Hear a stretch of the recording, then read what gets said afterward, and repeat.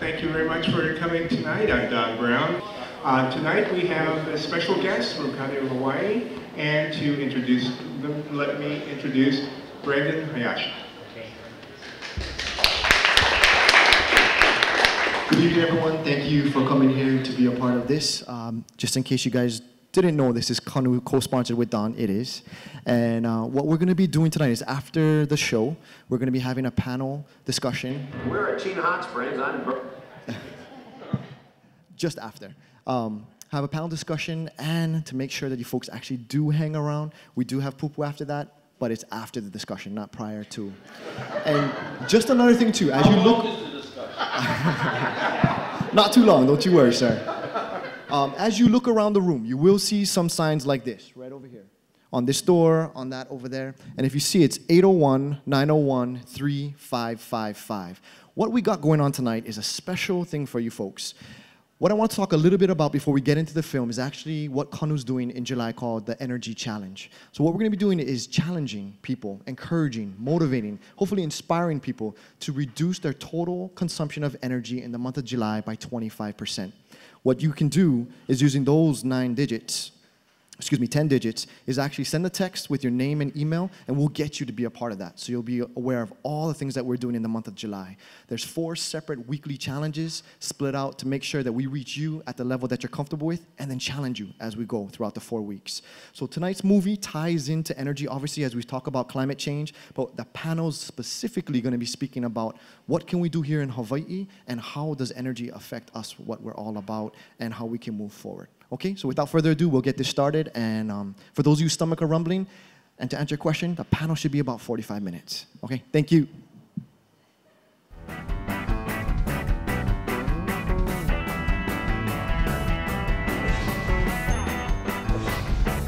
Climate change is, in fact, a national security issue. We need to change how we think about this.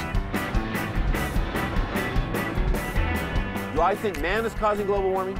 No. That doesn't make any difference. I want clean water and I want clean air. And that's so simple.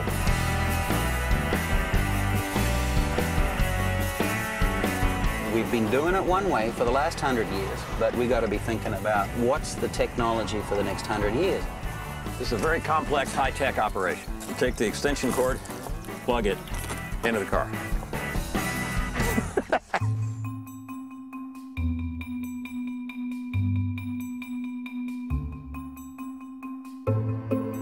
The lights are on right now geothermally. It costs me about $12 a day to refrigerate this place.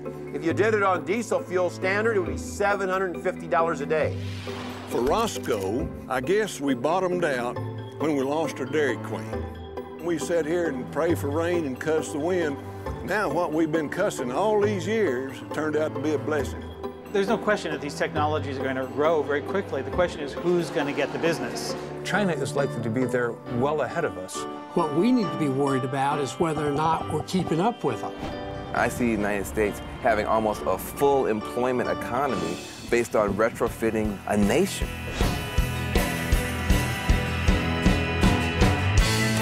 You don't have to be concerned about climate change or terrorism or anything. You don't want to drive at 10% of the cost of what you're driving at now. So if you don't give a damn about the environment, do it because you're a greedy bastard and you just want cheap power. You might could say I did it all single-handedly, see? It's the best thing that ever happened to me. It's the most patriotic thing you can be, do, think, or feel today. Green Baby is the new red, white, and blue.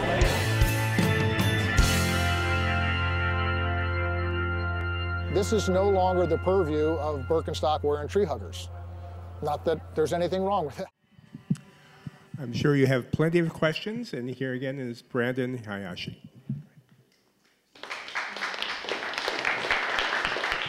Hope everybody enjoyed the film. What we're going to do now is actually have a panel discussion. We're going to be having this moderated by Bert Lum. For those of you who don't know Bert Lum, if you tune in to HPR on Wednesdays at 5 p.m., Bert, along with his partner Ryan Ozawa, are the co-hosts of Bite Marks Cafe. Bert basically started the whole brand, if you will, of Bite Marks back in 1998, and his overarching goal really is about converging the culture of Hawaii with technology and all that it has to offer. So to that extent, Bert will be leading this discussion, helping the speakers stay on task because we're kind of on a strict schedule here because I know you all want pizza from J.J. Dolan's. And we're going to get this started in just a second. We're going to get the chairs up here, and then we're going to get going.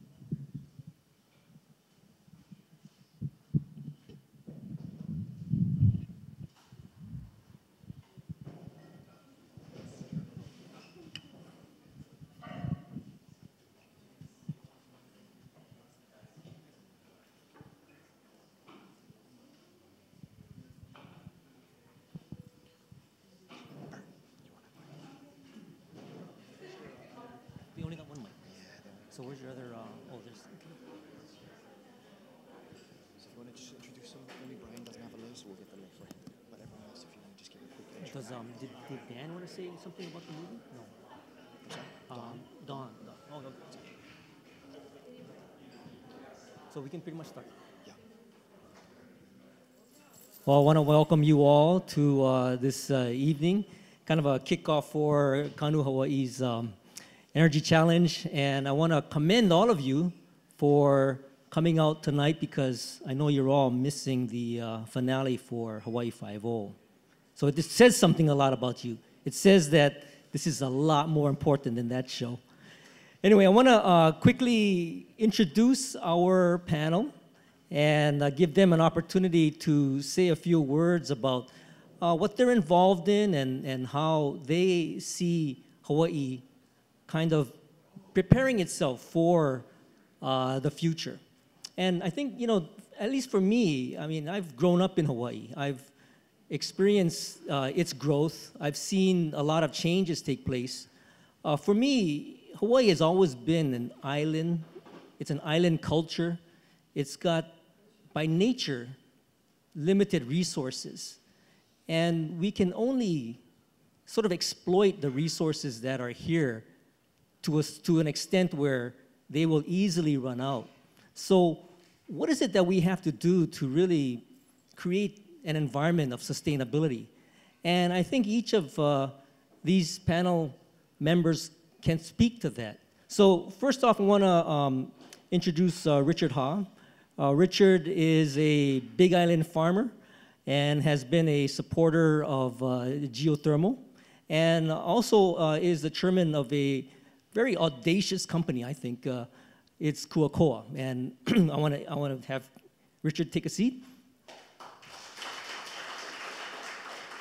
And next up is Brian Goldstein.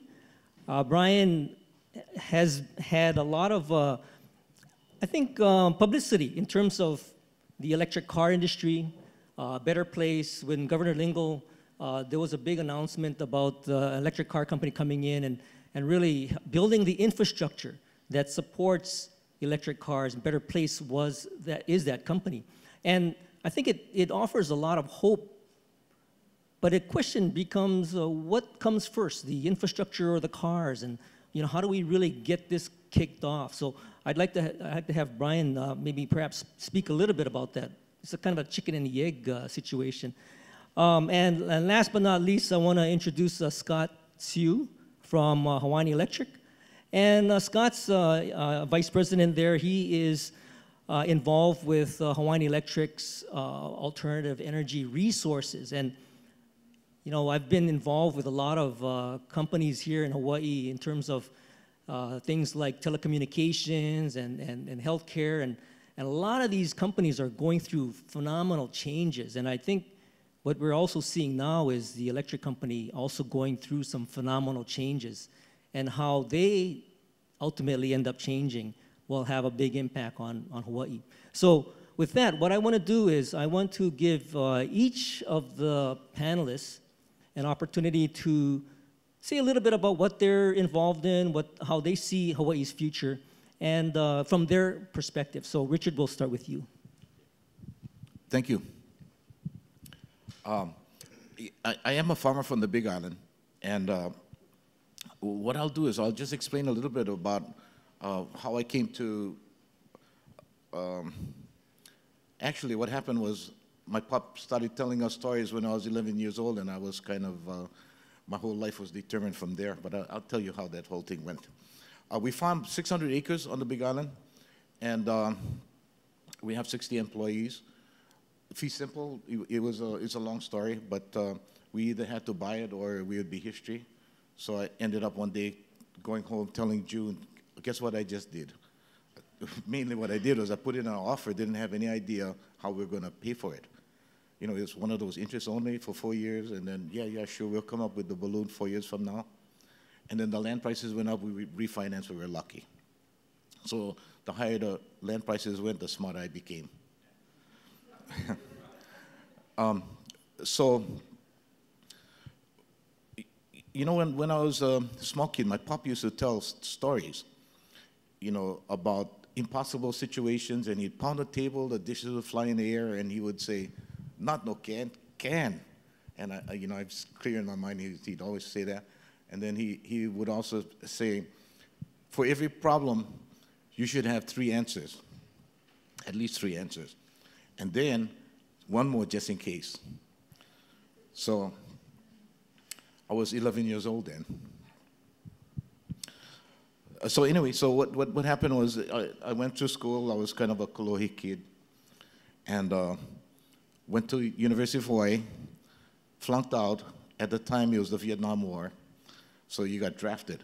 But you know, to make the best of it, I volunteered to become an Army officer. So I did that. I went to Vietnam, walked around in the jungle with the people, and what came of it was this. There was an unwritten law, unwritten rule, really. What it was we all come back or nobody comes back. So out of the whole thing, that's what I came away with. It was a good thing. Then I came back 6 years later, decided, you know, I wanted to go into business of some sort. I didn't have any idea what it would be. So I decided I would major in business and accounting so that I could keep score. I didn't really have any idea about going into and be an accountant in an office. I just wanted to be able to keep score. So I graduated. Pop said, you know what? You're not doing anything. Would you like to come and run the family chicken farm, 35,000 chickens? And I came back. It wasn't doing too good. We took 2 or 3 years, and we had to transition. So we got out of chickens, and then we were trying to figure out what else we could do. By that time, Chiquita was sending a lot of bananas over to Hawaii. So having a business degree, I figured, okay, if we increase the production, or if we started and we increased production, we got good market share, we could do fairly well. So we started doing that. And we didn't have any money. So we traded chicken manure for banana keiki. Started off with 1 acre and kept on going that way. The point of the matter is this. We grew from one, you know, that small farm to 600 acres. We got to be the biggest banana farm in the state. And what that meant was we had to transition, be able to change and that kind of stuff. And as you all know, farming is not easy. Yeah? So we went up to 600 acres. We dropped back down to 100. It was a matter of survival. So we were always transitioning. So we got used to the idea of planning for where we needed to be 5 years into the future. It was always that way. And because I had a business degree, we were always operating on a monthly financial report.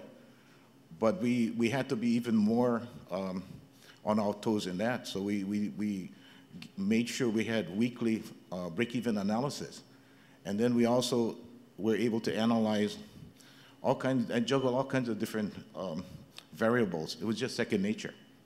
And as a matter of fact, as time went on, we like change. We were always trying to figure out where we need to be in the future and force the change to get there. Because a lot of the times it's not about the immediate profit that's important. It's a matter of being where you need to be 5 years from now, because you could be doing good on your financial statement and then all of a sudden you're gone. So we always had to do long-term planning. Anyway, the point of the matter is this. About 6, 7 years ago, we started noticing that the cost of production for our farm was increasing. And we looked at it closely and said, you know what? This looks like it's all related to oil. And at that time, you know, people were saying, not people, but the folks, the economists were saying, there's no inflation. But we knew that there was inflation, and it was all related to oil. So I figured, okay, if that is the case, then I better go study oil. So what I did was I went to a peak oil conference. The first one I went to was about four years ago in Houston. And so there were about 500 of us there. And I look around the room and trying to assess who was there, and I thought I'd go find all the people in the room would be the folks that thought the sky was falling. But when I went there, I realized, wow, there's stock brokers. They're trying to figure out what to do, how to position themselves. There were geologists, government officials, all kinds of people from all walks of life. And so what we found out that was kind of surprising to me was that the world had been using twice to 3 times as much oil as it was finding, and that was happening for about the last 20 years. And actually, a lot of people knew it a long time ago. And when I came out of it, I said, you know what, this is pretty serious. As a matter of fact, they showed a graph there and of the airline industry and their projection for growth for their industry. And it just went straight up, perpetual growth. And then all of us there in that room that knew about what was going to be happening with oils knew automatically that chart was wrong. And sure enough, when we came home, it just, plummeted after that. But having that exposure, I came back and started to look around and said, you know what, we got to transition our farm. We got to kind of figure out how we're going to help other farmers, because this is bigger than anything that I could have imagined. It was kind of affecting the whole world. So I had to change my whole idea about business.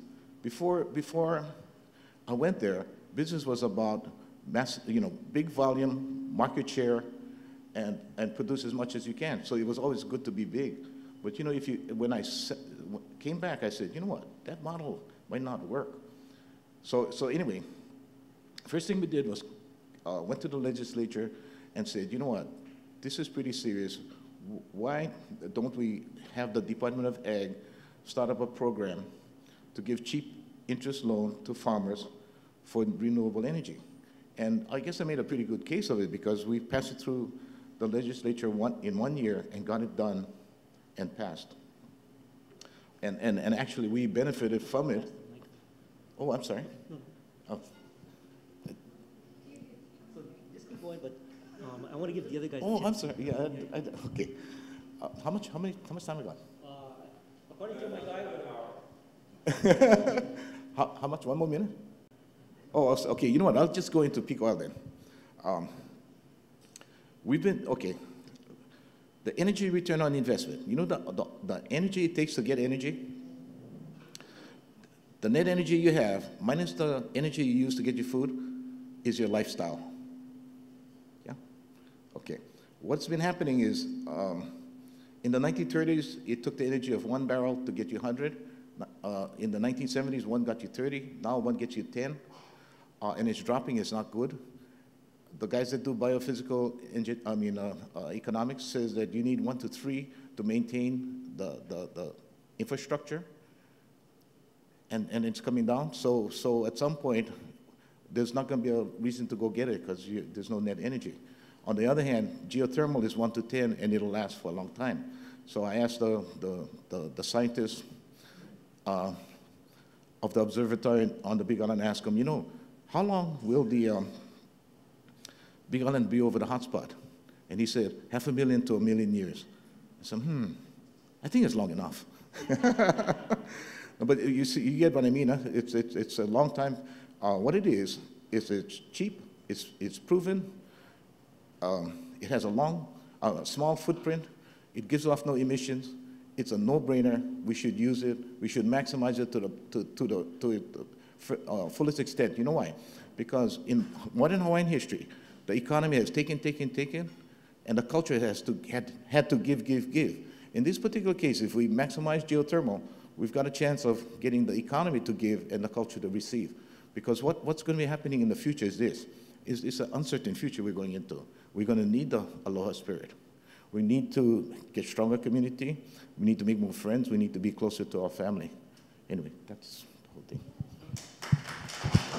Thanks, Richard. No, you can sit. You know, he brings up a really good point, because if you look at a lot of the states that have inexpensive power, they've been successful at tapping into a natural resource. On the mainland, there's a lot of hydro, so you see a lot of dams. There's a lot of hydroelectric power generation happening over there. And I've often asked myself, why hasn't Hawaii really taken advantage of a natural resource like geothermal, which could, in essence, provide a lot of power for Hawaii? And I think I saw a statistic, something like 3,000 megawatts in the nation, and in Hawaii, we're producing on the Big Island about 30. So that's only like 1%. So there's a lot more potential in that resource. Anyway, I want to give Brian a chance to say a few words. And now, maybe I wasn't quite so specific about it, but we should limit ourselves to maybe about 6 or 7 minutes. Thanks, Bert. I lead Better Place in Hawaii. We're a global company that provides infrastructure for the mass adoption, that enables the mass adoption of electric vehicles. 20% of all the oil that's imported into the state goes into gas tanks. And if we, as a state, are to have any chance of meeting our clean energy goals of 70% clean energy by 2030, we need to have significant electrification of transportation. And a lot of the benefits that were in the film are, it described it pretty well. But to answer your question, what comes first, the chicken or the egg, Bert? In our view, there is no conundrum. The infrastructure needs to come first. Just like no one would buy one of these before the towers were built, we don't believe that cars are going to buy electric cars until they have a network of charging stations to plug into. We're in the process of deploying 100+ charging stations across the 4 counties over the next 12 months. And just a couple of statistics. So you're going to start to see these charging stations. You're going to start to see cars plugging into these charging stations. And a couple of interesting, I think, bits of information I'll leave with you. I drive a Nissan Leaf. I just got it a couple months ago. It's incredibly fun to drive. And once you drive an electric car, you'll never, ever buy a gas-powered car again. The Leaf has a 24-kilowatt battery. And 1,000 of those cars represent about 24 megawatt hours of storage. That's storage that's free to the utility, storage that wind and solar energy can get sent to during off-peak hours. That's storage that helps the utility bring additional renewable energy to the grid. And I don't want to take any of Scott's thunder here, but electric vehicles are a critical component. And if there's two achieving our clean energy goals, as are increasing efficiency and changing to LED or fluorescent light bulbs and all the other things that was mentioned in there. But if there's one thing that I think that I would ask that people take away from today is, as a state, from a policy perspective, I think we're losing a little bit of steam behind the push towards our clean energy goals. And increasing voices at the legislature is an important component to that. Hopefully we're going to get past this challenge of the economy that seemed to dominate the conversation. And we can think about what some of the goals are that we can do to achieve these, some of the initiatives that we can do to achieve these clean energy goals. We have a terrific partnership with the utility. And we see ourselves working very closely with Hawaiian Electric in helping provide the opportunity for people to buy electric cars and use those electric cars to help reach our clean energy goals.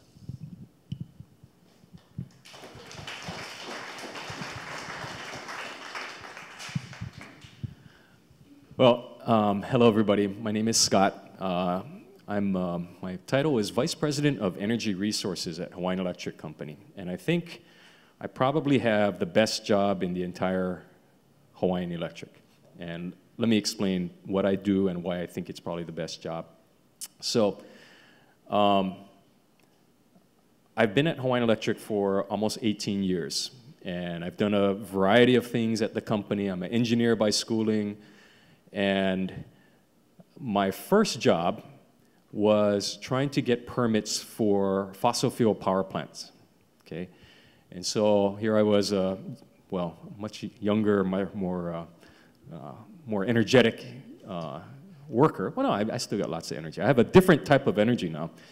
But I was put out there to go in front of that public hearing and explain to that community why it was okay to build that new power plant, and why you were able to get all those permits, and why the emissions coming out of those stacks were still okay. I did that for a number of years. I got beat up for quite a while of time. Transition to today. I left one thing out. Back then, it would have been unheard of for a Hawaiian Electric employee, much less a vice president or an executive, to say that renewable energy is a good thing.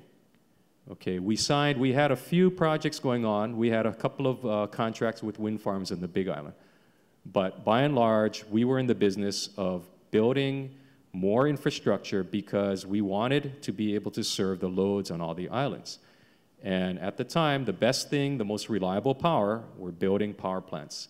And it was all reliability. So fast forward to today.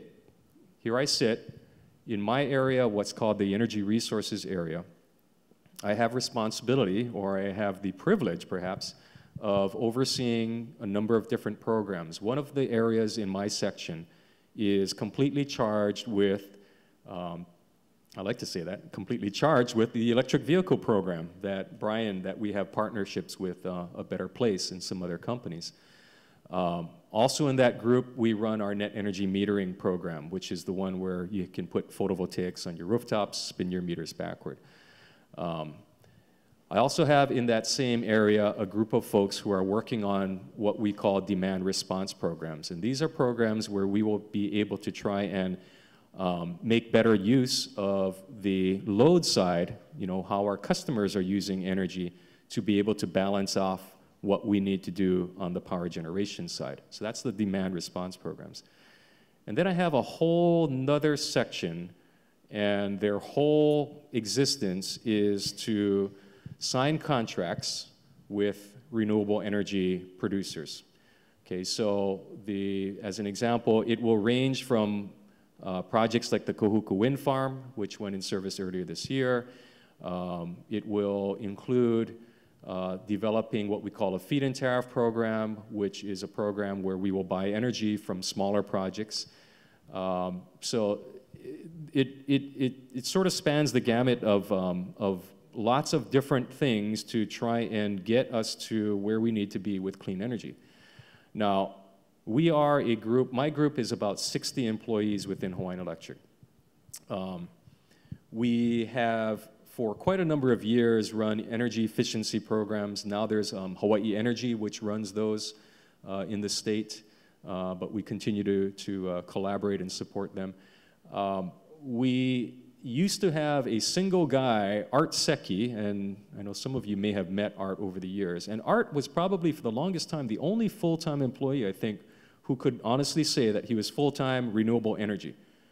And so I'm happy to say that we've come a long way, and we have a lot more, a lot of folks working on this full-time. We're not all the way, we're not where we need to be. We have a large company, we have a lot more to go. We have processes which have evolved over the years, which are not efficient enough. I've had many a discussion with developers out there in trying to better understand how the Hawaiian Electric process works or does not work with the process of developing a PV farm or a PV system on a rooftop. So we acknowledge we've got a long way to go, but like I said, I'm thrilled at being able to be involved in a lot of the projects. So just look forward to a great discussion tonight.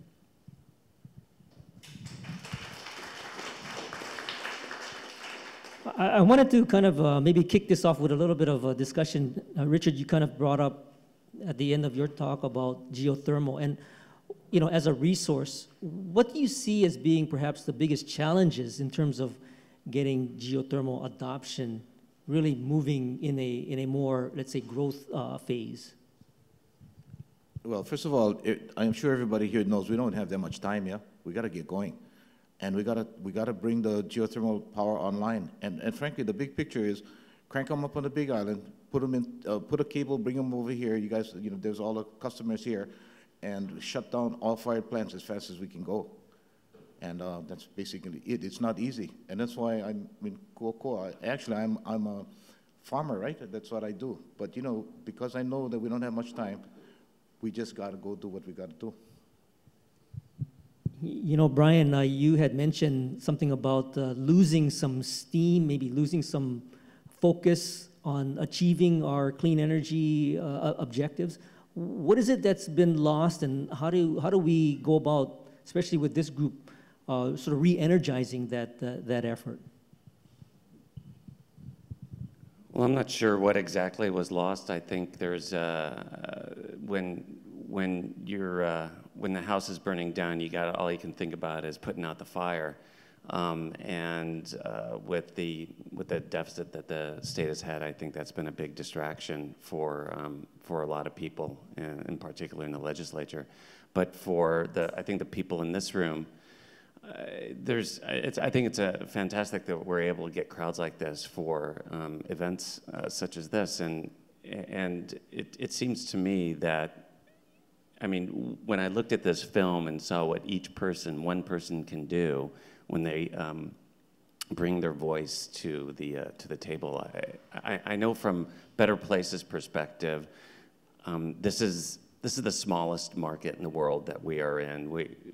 We're launching in Israel, Denmark, Australia, Japan, China, Canada, the U.S., and we're not in Hawaii because it's a large, potentially very profitable market. It's because we believe that there's no better place on the planet for having for showing what can be done using, and you mentioned something early in the conversation about being careful about the resources that we use, and I would actually suggest we need to exploit our resources more. We need to exploit our indigenous energy of wind and solar significantly more, and one of the best places to put it is in our gas tanks, or in our batteries. I have a very particular perspective from our business, and I think that's, the opportunity for us is just given the natural geography of the islands and the natural resources that we have, we could really get very far, very quickly over the next few years if people think about changing how they get to where they're going.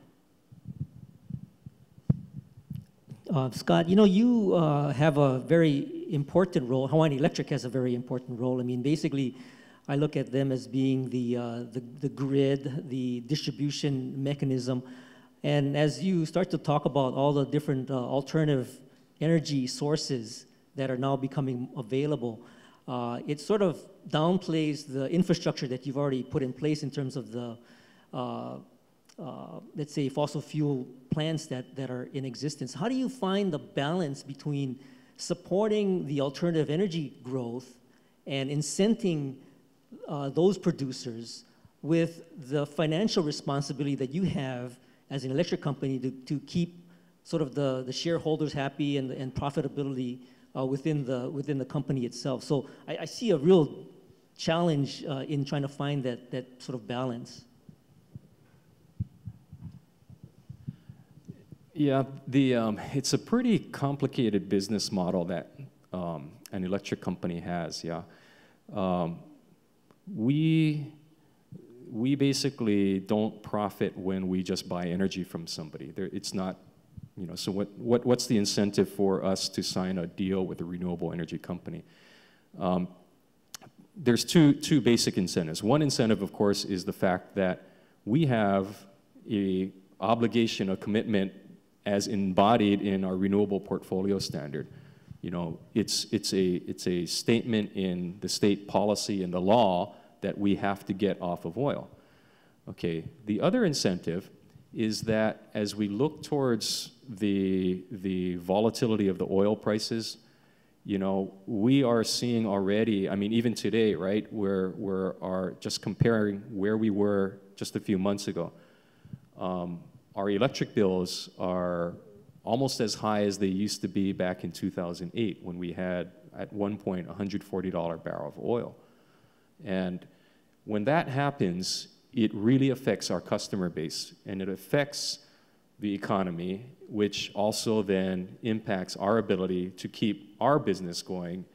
And as more and more of the effort of the economic, you know, is all focused on just paying this oil bill, you know, we're not able to be as profitable as we could be, nor are our customers.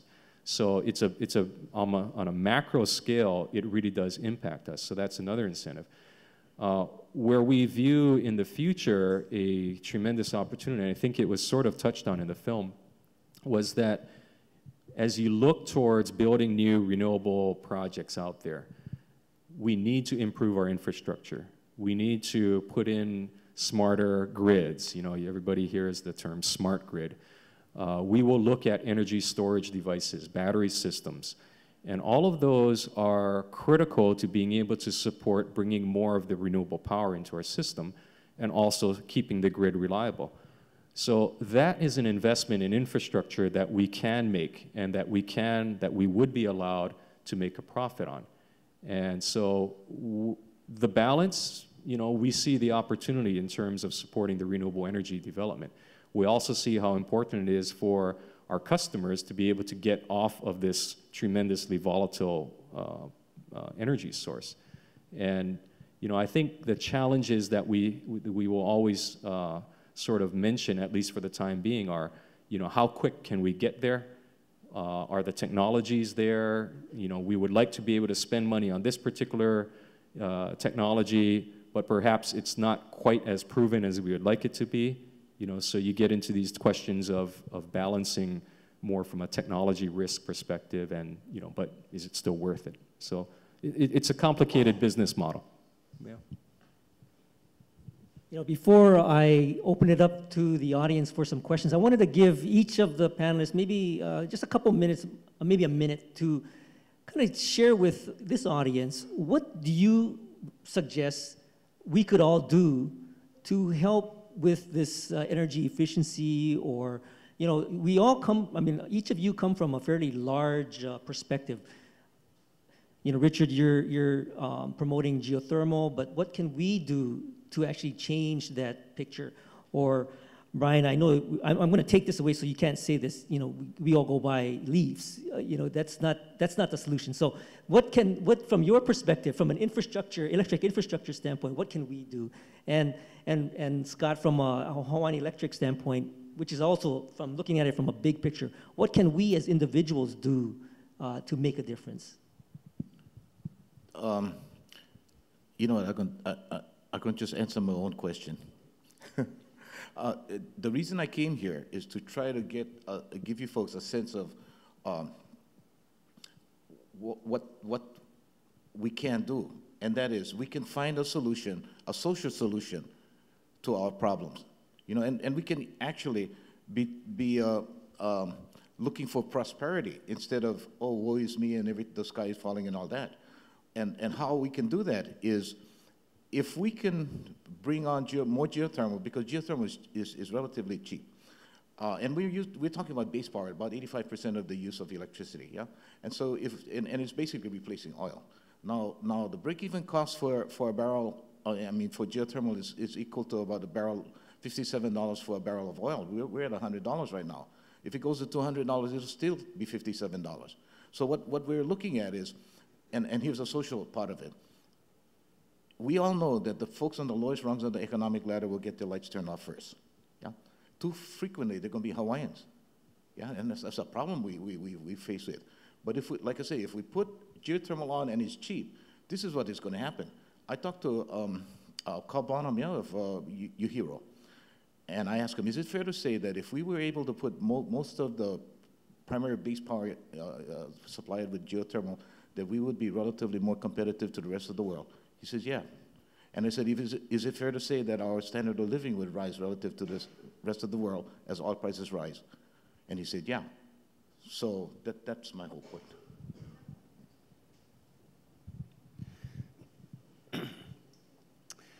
Well, I've been thinking about what I can answer because my my response would be, Chevy Volts, Nissan Leaf.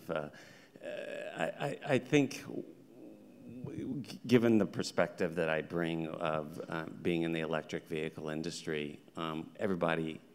I mean, there's many conversations that come up of, okay, how do we encourage more people to ride the bus? How do we encourage more people to, get out of their car?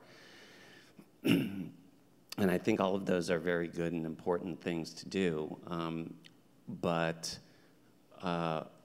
the problem that we're trying to solve is, how do you get people to not, if they're going to get in the car and they're going to drive, which is going to continue to happen whether rail is built or not, whether we build bike lanes or not, or whether we get hybrid buses, people are going to continue to drive.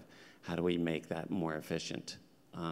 And whether it's fuel cell cars or battery-powered cars, over time, I would ask people to sort of just pay attention to what's happening in transportation. And when it comes time to buying a car, we don't sell cars. My company, we don't make money when people buy cars.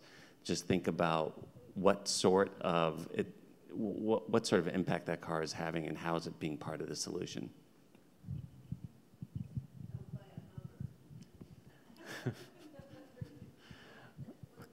Okay, let's see, what can we all do as electric users to help? Well, I think, actually Kanu is already doing that, right? I mean, it's helping get the message out that even the little things, add it all up, and it'll make a difference. I probably would just put a plug in, so to speak. In terms of the way that we converse and we dialogue about the issue, I think that's really what, from a personal standpoint, I really am pretty passionate about.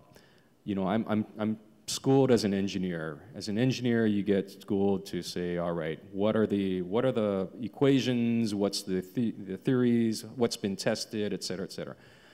And we can quickly get into, on one end of the spectrum, lost in all of the technical details, and before you know it, you are so bogged down that you're sort of paralyzed. Okay, you're never going to have that perfect knowledge.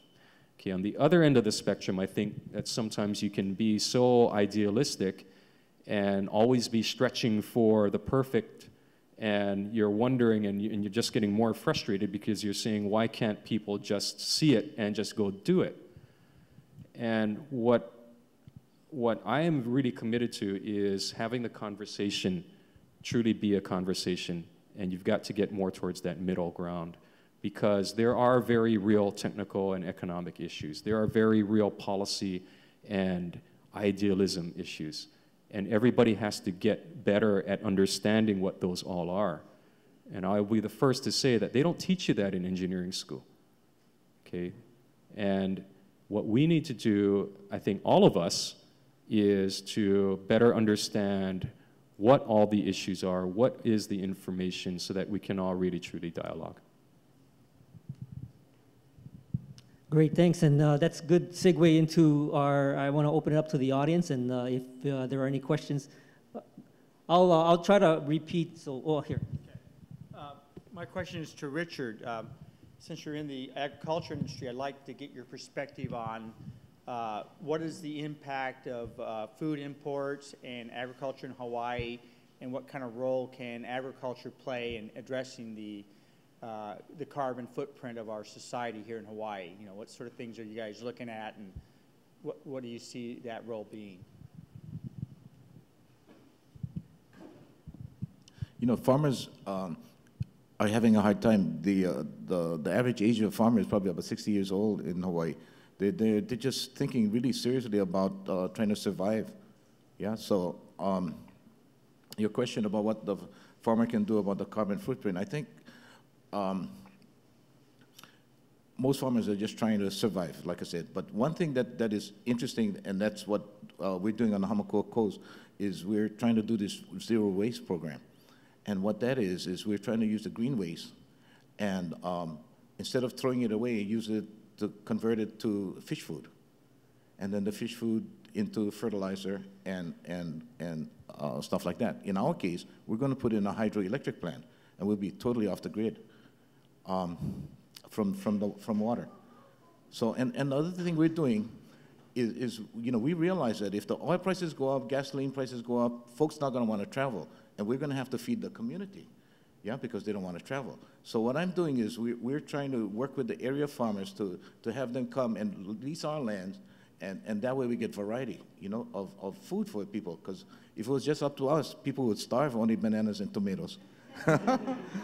Yeah, but so we're changing the model. We're breaking it down. We're working with the community, and the benefit is this: we don't have to worry about housing. They live right there, and we don't have to worry about hauling people back and forth to work because they live there. But yeah, to answer your question. I have two questions. So one question I have is, Brian? Okay, so Brian, I'm wondering about what happens to the batteries in electric cars when the 10 years is up. Because I'm thinking of the number of people on the planet and all of them driving an electric car per your hope. And in 10 years, all those batteries, I want to know where they go. Great question. Life expectancy and recycling of batteries. So the automotive manufacturers are centering on 8-year warranty with batteries. They actually last a little bit longer than that. What happens over time is the batteries, they don't decay, they just hold less energy. So what is a 100-mile battery in about 5 or 6 or 7 years becomes an 80-mile battery. So at the end, around 5, 6, 7, 8 years, when that battery comes out, it still has 80% of its capacity. So that battery can go to different applications, like to a wind farm. And you can put a few hundred of these batteries in tractor trailers and park them at a wind farm, and you can get another decade out of them. So you're looking at close to 20 years before the batteries that go into vehicles need to be recycled. Lithium batteries have no heavy metals. They can be almost completely, no toxic metals. They can be almost entirely recycled. And there's a huge supply of lithium. It's one of the most ecologically clean forms of mining on the planet. And there's about some say, you know, a few 100,000 year supply of lithium. So there's no shortage of lithium. And we expect that in the next 20 years, the recycling industry around batteries is going to become quite robust. Okay, my second question, this is going to seem super silly to probably everybody in the room. But I'm wondering, I'm a teacher, and one of my students is wondering, like, could we put solar panels on our school and then give the kids in their houses energy from the school? And I was like, I don't know. What's up? Like, do you guys own the power lines, or how does that work? Like, why can't we just get energy at our school and then, you know, all the lights go off, there's nothing that's on, and why can't we send that power to the community of students who go to our school? Can you tell me why?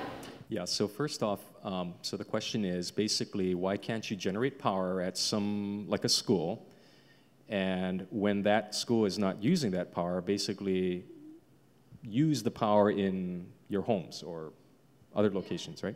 Okay, so just real basically, yes, first off, Hawaiian Electric we do own the lines and the wires, okay? Is that a monopoly or no? Yes, it is a monopoly. And the reason being is because it doesn't make sense for lots of people just to build electric lines, right? Yeah. So what we don't allow people to, that's what we would call, there's a term that's called wheeling of power. And it's just, maybe it's a term of art. But that would be where somebody would generate power at one location, and then basically use the line and wire without basically understanding or when we operate the grid, we have to keep track of how the power is coming onto the grid and then how it's being used. So when the power goes onto our grid, it's going into the grid. It's not going to a specific customer. Yeah? So what we need to do is to be able to control the operation of the grid for safety, for reliability, and also just to make sure that the load and the generation is balanced. Okay, so there's a number of technical reasons why when, especially here on an island grid, why it's very difficult to just allow people to just inject power without basically Hawaiian Electric taking that power and then controlling the grid. Okay, so instead, what are the options?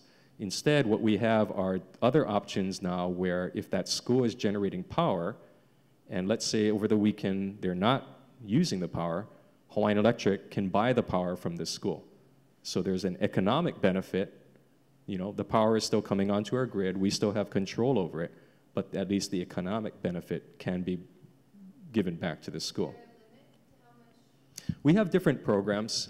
We have our most common program is the net energy metering program, and that basically lets you put excess power onto the grid, and we essentially almost like store it.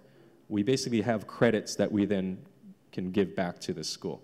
So that's what we call our net energy metering program. It has systems up to 100 kilowatts. I can give you way more information about this types of programs. As an accountant, would there be a way that the state could possibly tax the power that a school is sending into Hawaiian Electric, and then they turn around and, well, I'm sure they probably tax on the way out or something like that. But it's would something like that actually be more of a benefit, that more people would actually want to put the solar panels on their homes for the fact that there might be tax and so forth, and they might go. Well, when we have a program where we are actually purchasing power from somebody, you know, it does raise the question of whether or not that person or company or entity is actually serving as its own business and should be subject to, you know, the state taxing them for what Hawaiian Electric would pay them. For the residential programs, like the net energy metering programs, there is no such tax because essentially it's a program that the utility company operates, and we basically are providing the credits on your bills. So at least for now, the state hasn't gone down that path. I suppose it's something to be careful of as the state is looking for more and more opportunities to tax and get more revenues. But I think in general for a residential customer, that's not really an issue, at least not right now. I'm not sure if I answered your question. So I don't think it's serving as a disincentive in any case. I would think it's more of an incentive to give people, the person who has any kind of a rooftop, to want to actually put something up, and then they can actually sell their power back to the power company. Yeah, and we have a program like that. It's called the feed-in tariff program. So that would be a classic example. If you have like a large rooftop, not too much energy use at the site, but yet you can blanket that rooftop with solar panels, and then you can sell that power to Hawaiian Electric under our feed-in tariff program. Since we have the mic, Scott, so Richard has a solution for the geothermal, but I understand there is plans or there's application for more biofuel plants to be built. Why not take the geothermal instead of building more fire plants? Since you don't have, you basically wanting to burn something to heat the water to create the steam, but with the geothermal you already have the steam. Why build another biofuel plant and not just go Richard's route? Well, actually, I think it's a question of different types of resources and trying to understand what you have right now in terms of existing fossil fuel plants and what can you do to make use of those existing plants by greening them, basically. So that's the biofuel side of that equation. You know, if you have an existing oil-fired plant, are you better off retiring that and putting in geothermal, although albeit it may take 10 years to develop that geothermal resource, but is it feasible to green that fossil fuel plant now with a sustainable biofuel? So that's one part of the question. So now the other part of the question is, on the geothermal side, what is the process by which we can actually get to that geothermal future? So, you know, of course, when you consider a development of a geothermal plant, it's very, very different from developing any other type of a renewable resource. The first step involved is actually more, it's more similar to like oil drilling or gas drilling. Because although we all, you know, expect that in the, on the Big Island, you have a geothermal resource, you will still need to actually spend a fair amount of time in drilling the test wells and really finding out where is the most productive resource well. From there, you would design your geothermal facilities. You would be able to understand where to locate them, how big to build them, the types of geothermal technologies to use. So it is a fairly, you know, involved process. So the question really comes back to, what do we do now? What can we do now to get us as green as we can while we explore those types of resources? I have a follow-up. The particular geothermal, I was thinking of the existing geothermal plants that is being curtailed at the moment. So rather than using what you have, you're shutting it off and planning to build another biofuel. No, we're using the existing geothermal plant as we can. We're not curtailing it to be able to take biofuels. That's not how we're operating it.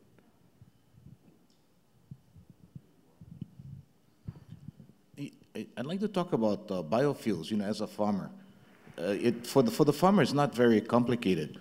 It's you know, if oil was $80 a barrel, let's say, each pound of that oil is worth 28 cents. So the farmer is thinking, okay, if the oil is worth 28 cents, how much stuff do I have to grow, and how much stuff do I have to squeeze to make 1 pound of liquid? That would be worth 28 cents. Let's say I got to grow stuff and I got to squeeze 4 pounds of stuff to make 1 pound of liquid. Then that means the farmer can only get 7 cents a pound. So the farmer ain't going to do it. Yeah, he's going to keep on planting cucumber.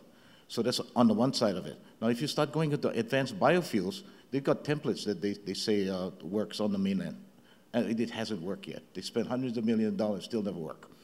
But basically what they said was this: you try to get a 50-mile radius with the processing refinery in the middle. Flat land, irrigated, and so that it's efficient. It's logistics we're talking about. There's no place in Hawaii that exists like that, flat. And then, you know, if it's that good, then it should be used for food. Yeah. So biofuels don't work. You know, I mean, there's a company,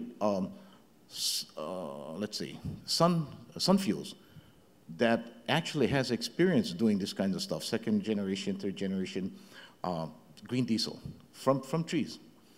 And they're part owner of Korean in Germany. So they actually do this. They actually know how to do this.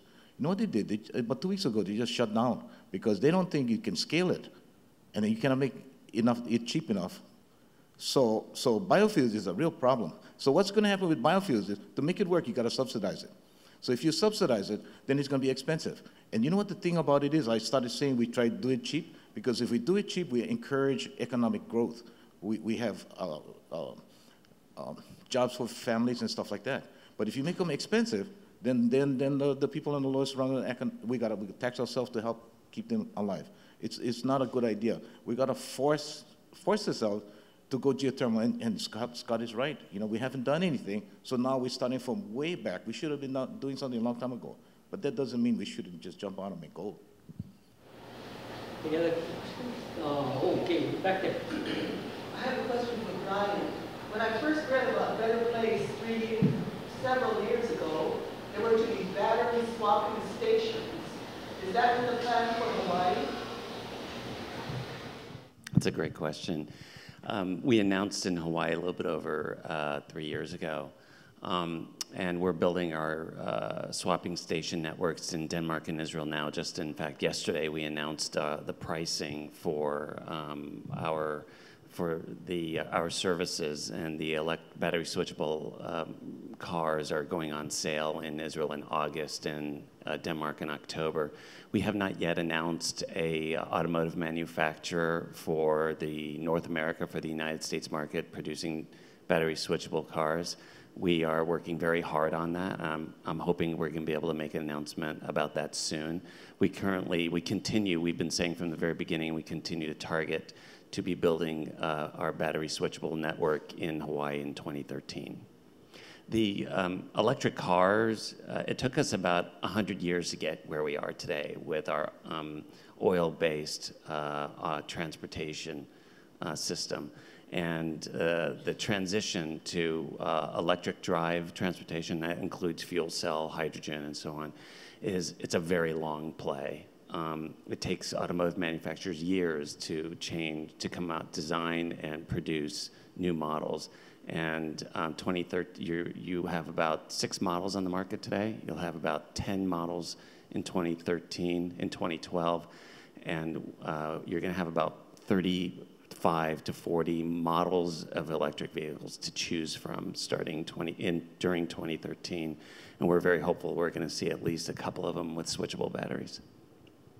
And for Oahu, we're targeting about 8 to 9. Because the majority of charging takes place at home at night, you need far fewer battery switch stations than you do gas stations. So from our network planning, network mapping, we expect that we'll only need about 8 to 9 battery switch stations in Oahu. And for those of you who don't know what I'm talking about, I could give you a whole 20-minute presentation, but cars with switchable batteries are essentially refueling, cars with switchable batteries, and we build battery switch stations, what are essentially the equivalent of a gas station, and swaps out the depleted battery for a freshly charged one in about 2 minutes.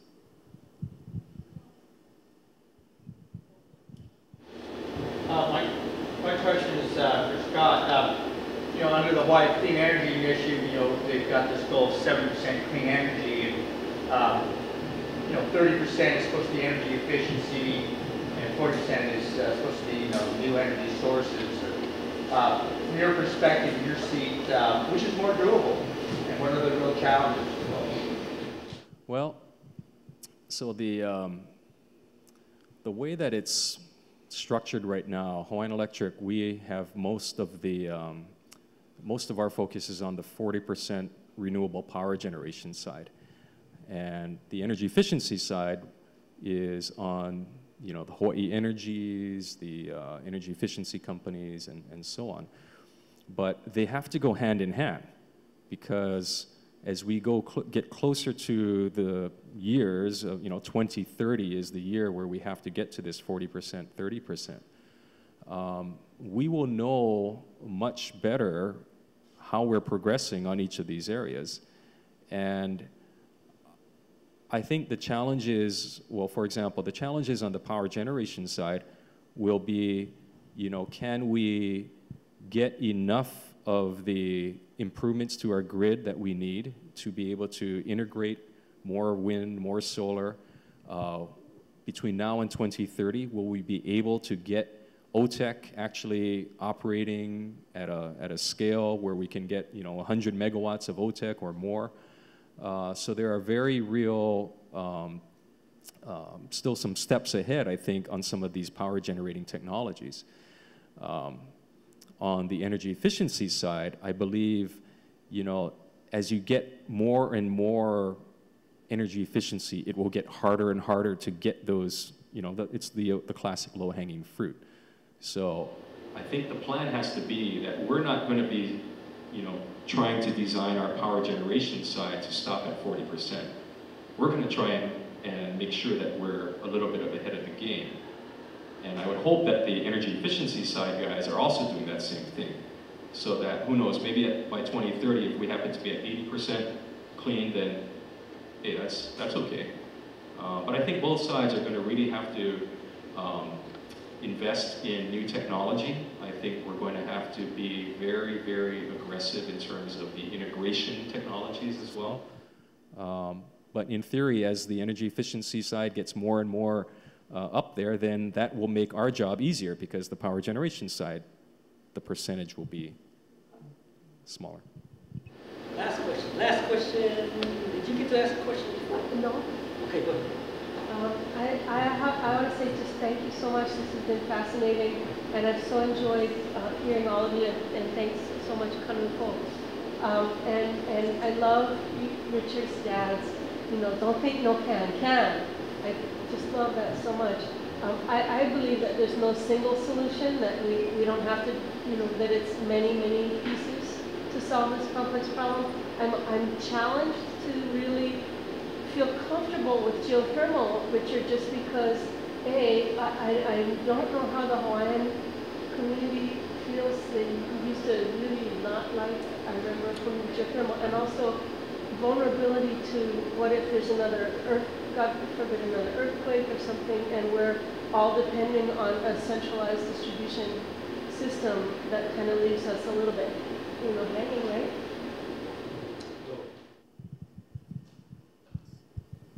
I was involved with the 30-meter telescope, and the reason I got involved with that was because I went to the Peacock conference. I knew we needed to transition. We didn't have much time, so a $1.3 million project. So I did a lot of interacting with the Hawaiian community, because advocating for the 30-meter telescope as a transition, I told them at the same time that we got to go to geothermal. And so we're all friends. Yeah, so the 30-meter telescope was much more difficult. If the difficulty was a 10, the difficulty to work the geothermal discussion is about a 4, because we already know each other, and there are a lot of folks that are on our side already. Oh, yeah, no, absolutely, but still, it's the process, right? It's the process. So as long as we can respect each other in the process, then we're moving forward for the general good of all the people, then there will be folks that are not satisfied, of course, yeah? We got to make sure that the process is good and we respect each other. Now, to your point about having everything on one side, obviously that's a very big weakness, so you have to disperse it. Yeah, so, yeah, good points. Well, I don't want to hold you back from the poo-poos that have been provided by Kanu, so I want to thank you all for attending, and I really respect all the questions that were asked by you folks, because they were very thought-provoking. And I want to thank the panel for being troopers in front of this audience and having such great answers. So I want to thank you all. Okay, without any further ado, shall we turn them loose? Or? One last thing, too. Everyone wanted to thank you to Bert as well, too, as a good moderator. And one last plug, since we are talking about energy and trying to be more conserving of it, this number, if you are interested in tonight's discussion, you want to take a next step and action to what we're trying to achieve, please give your name and email address and text it to this, and we'll make sure you get all the information you need to be a part of the energy challenge. Thank you, everyone.